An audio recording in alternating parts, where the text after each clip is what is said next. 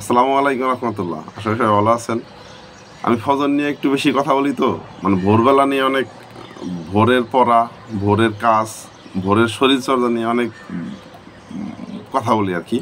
তো এই কথাগুলো সোর্স কি এবং এই কথাগুলা সফল, মানে এই কথাগুলা আমি কেন বলি, এই কথাগুলো বলার পিছনে মানে আমার ব্যক্তিগত অনুভূতি থেকে, আমার জ্ঞান, আমার শিক্ষা আমাকে বারবার একটা কথাই বলে যে সফলতার মূল সূত্র আসলে আমার এখানেই লুকিয়ে আছে। দেখেন আজকে ভোরবেলা আর কি হঠাৎ কোরআনের একটা সূরা আমার সামনে চলে আসলে, সেটা হচ্ছে যে সূরা ফজর। এই ফজর পড়তে গিয়ে মানে আমি যে কথাগুলো বলি সেই কথাগুলোর উপরে আরও জোর বেড়ে গেল আর কি। আল্লাহ এইখানে সফলতার 4টা সূত্র দিলেন। ঠিক সফলতার সূত্রের বিপরীতে হচ্ছে ব্যর্থতা। অর্থাৎ যে কাজগুলো করলে আপনি সফল হবেন, সেই কাজগুলো না করলেই আপনি ব্যর্থ হবেন। আর যে কাজগুলো করলে আপনি ব্যর্থ হবেন, সেই কাজগুলো না করলেই আপনি সফল হবেন।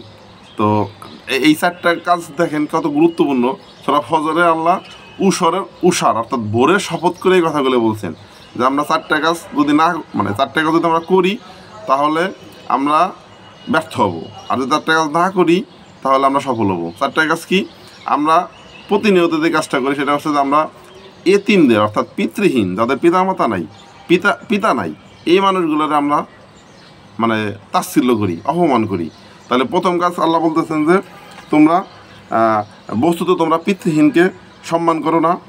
এরপরে দ্বিতীয় যে কাজটা আমরা করি যে তোমরা অভাবগ্রস্তদের অন্নদানে পরস্পরকে উৎসাহিত করো না। তৃতীয় কাজটা যেটা বলছেন, তোমরা উত্তরাধিকারীদের জন্য ত্যক্ত সম্পদ সম্পূর্ণরূপে ভক্ষণ করে ফেলো। এবং চতুর্থ যে কাজটা আমরা করি, আমরা ধন সম্পদকে অতিশয় ভালোবাসি।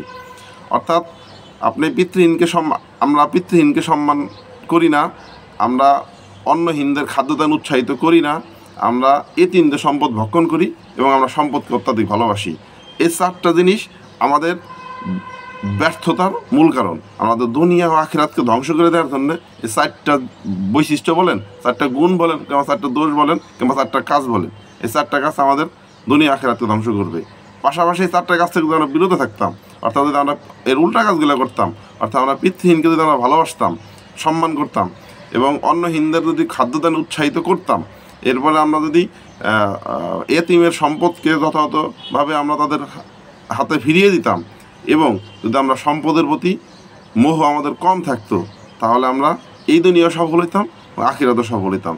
অর্থাৎ সফলতা যদি 4 সূত্র বলেন, তাহলে আমি বলবো দুনিয়া আখিরাত মানে সাস্টেইনেবল সফলতা যদি বলেন, তাহলে এই 4টার মধ্যে সেই সূত্রগুলো লুকায় আছে আর কি।